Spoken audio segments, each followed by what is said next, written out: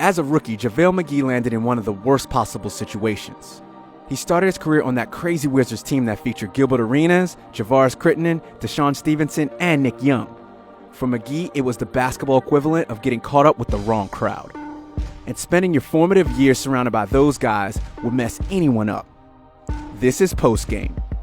Javale always had some underlying boneheaded tendencies, but Washington's terrible team and culture really enabled them to come to the surface. Any possible excuse or explanation for why Gilbert Arenas, loaded or not loaded, would have guns in a locker room in the NBA? A model franchise like the Spurs would have forced those bad habits out of him almost immediately. And Shaquille O'Neal roasting him on Shaqtin' a Fool every night only fueled the idea that McGee was nothing but a punchline. Hold him off! Hold him off! There was a bigger, more fundamental problem too. Javale wasn't taking advantage of his incredible physical tools or living up to his potential. McGee showed flashes and his stats were okay, but he mainly did it putting up empty numbers. He got a lot of his buckets outside the flow of the offense, or once the game had already been lost. But the tide finally started to turn when McGee was traded to Denver in March 2012. He almost immediately looked so much better on the freewheeling Nuggets. That was thanks in part to George Karl, one of the most successful coaches of all time and a master of maximizing the strengths of his players. This was also the first time Javale had played on a team that actually moved the ball and looked for him on offense, and the results were spectacular. In his Nuggets debut, McGee threw down endless alley-oops and even won the game with a crazy tip jam off a missed free throw. But just as things were really looking up, injury struck. McGee missed all but 5 games in 2013 to 2014 after having surgery to repair a stress fracture in his leg. And the injury bug didn't let up. McGee managed just 23 games the following season and 34 games the year after that.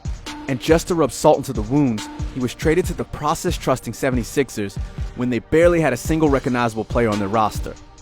He signed with the Mavs not long afterwards, but was waived once again. At this point, it would have been easy to write off McGee altogether. Injuries were getting the better of him, and he only ever had 1.5 good seasons anyway. The public still perceived him as the old Javale too, in large part thanks to Shaq. My boy is back!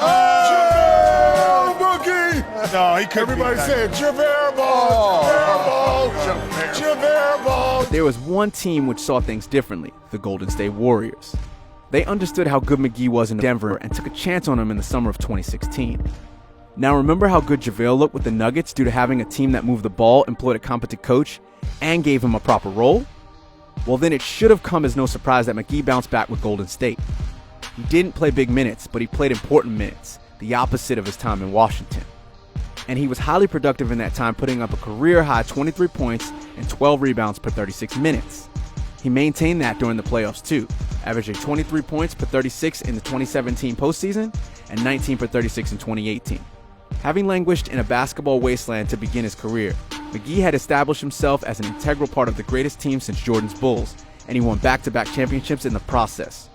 If you tried to predict McGee being on top of the world like that just a few years earlier, you would have been laughed out of the room. Things were going so well for Javale that he even had the clout to fire back at Shaq for roasting him so much. McGee's next move was to the Lakers in 2018, a move which completed his stunning transition from a nothing team to a dynasty to the most storied franchise in basketball. Incredibly, GM LeBron had clearly said to himself, "If we can't land a star big man, I want Javale." Immediately, McGee became one of the team's most important players at both ends of the floor. For the first time ever, he made his mark as a legitimate starting center, putting up career highs in points, assists, and steals for the season. And he was doing all this alongside LeBron, a guy no one else on the team could figure out how to play with. On a team that couldn't get anything going, Javale was out there playing the best basketball of his career. He then took things to yet another level on March 22nd, 2019, when he notched 2 career highs in one game with 33 points and 20 rebounds against the Nets. Clearly, a lot had changed in a short space of time. Just a few years earlier, DeMarcus Cousins was the best center in the league, but it wasn't long before the Lakers signed him as Javale's backup.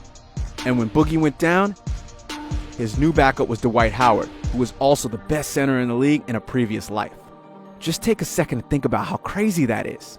Think back to every other so-called boneheaded player from the past. How many of them actually got better as they aged? Not many, if any. Gilbert Arenas, Deshaun Stevenson, and Nick Young certainly didn't. All of McGee's achievements came against the odds. And this summer, he even had the luxury of being a coveted free agent. After being a punchline for so long, suddenly he was the guy teams were chasing. What a difference a few years makes.